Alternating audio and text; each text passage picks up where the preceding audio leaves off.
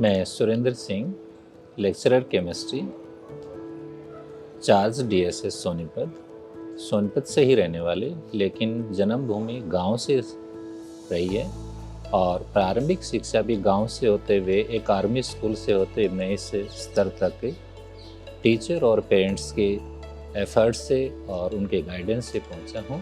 जो बच्चे rural area से आते हैं वो बहुत सारी प्रॉब्लम को फेस करके आते हैं, जो कि एक शहर के रहने वाले बच्चों को उनके बारे में पता भी नहीं होता।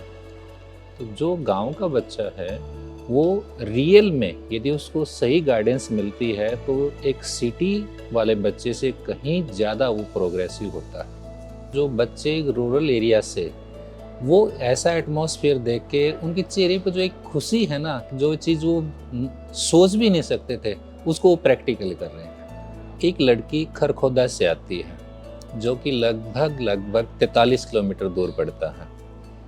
उस बच्ची ने ये बताया कि मैं ये 43 किलोमीटर नहीं है, मेरे लिए 4 और 3 7 किलोमीटर है, क्योंकि मैंने 9th में 4 साल 12th करनी है और 3 साल के बाद मेरा जो कोर्स होगा वो मेरा यहाँ से बेस निकलेगा। तो उस बच्चे ने वो 43 किलोमीटर को 4 और 3 में बांट दिया अपनी एजुकेशन स्ट्रीम पे। यदि हम मिशन बुनियाद को एजुकेशन सिस्टम में देखें तो जो रूरल एरिया का बच्चा था या जो मीडियम फैमिली से बच्चा था वो इस फैसिलिटी के बारे में, जो आज वो एक टेक्निकल वे से अपनी स्टडी कर रहा है, उसके बारे में नहीं सोच सकता था। दूसरी बात, यदि वो इस टेक्निक के बारे में सोचे और कहीं पर जुड़ेगा तो वो हर साल लाखों रुपए खर्च करेगा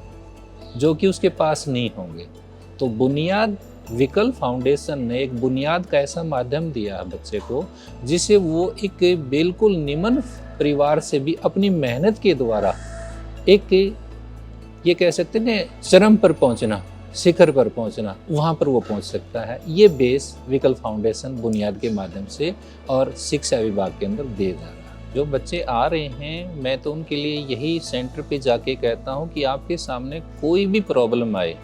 उस प्रॉब्लम का सॉल्यूशन ढूंढना है, ना कि इससे एग्जेम्प्ट होना है। और नए बच्चे जो अब 8th क्लास में पढ़ रहे हैं उनके लिए हम वो टारगेटेड स्टूडेंट देते हैं कि ये बच्चे कर सकते हैं तो आप तो उनसे ज़्यादा कर सकते हो, क्योंकि ये बच्चे जो इस साल सिलेक्शन हुआ था वो कोड इफ़ेक्टिव बच्चे थे और आपने पूरे साल स्टडी की है तो आपके पास जो नॉलेज है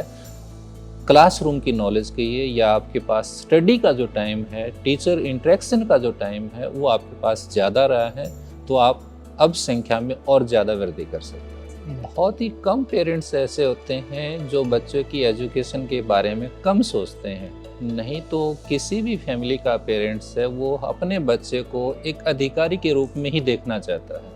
और अधिकारी वो तब बना पाएगा जब उसके साथ फिजिकली और मॉरली खड़ा होगा।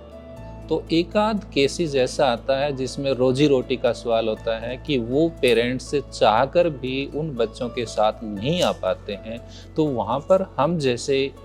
टीचर को या फाउंडेशन से जुड़े हुए कोऑर्डिनेटर को आगे आकर उनको मॉरली सपोर्ट देना होगा, उनको एक मोटिवेशन देना होगा कि आपका बच्चा जो कर रहा है वो अकेले भी कर लेगा, आप उसको सिर्फ मॉरली सपोर्ट घर पर करते रहिए। डिस्ट्रिक्ट के जो हमारे सेंटर के कोऑर्डिनेटर हैं या जिस स्कूलों में अब वो बच्चे पढ़ रहे हैं 8th क्लास, जो नया सेशन शुरू होगा बुनियाद के लिए रजिस्ट्रेशन होगा, मैं उनके लिए एक ही चीज़ देना चाहता हूँ कि वो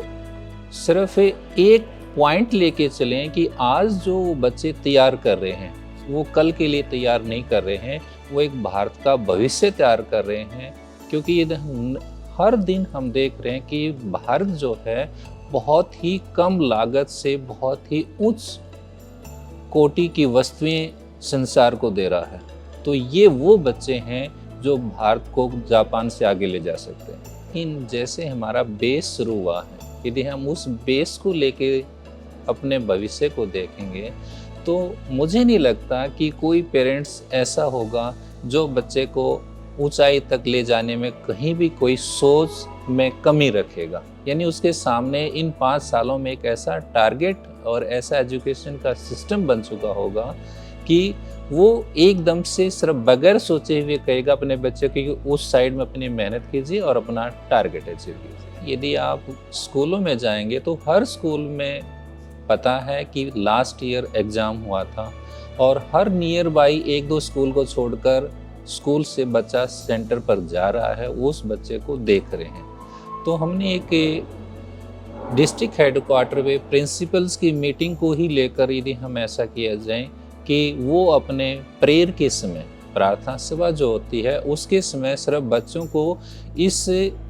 फाउंडेशन के बारे में या हमारा जो बुनियाद प्रोग्राम है उसके बारे में बता दे, बच्चों को यही उसके लिए काफ़ी होगा। सिर्फ टीचर को रजिस्ट्रेशन डेट बतानी है, बच्चे पहले ही मोटिवेटेड हैं।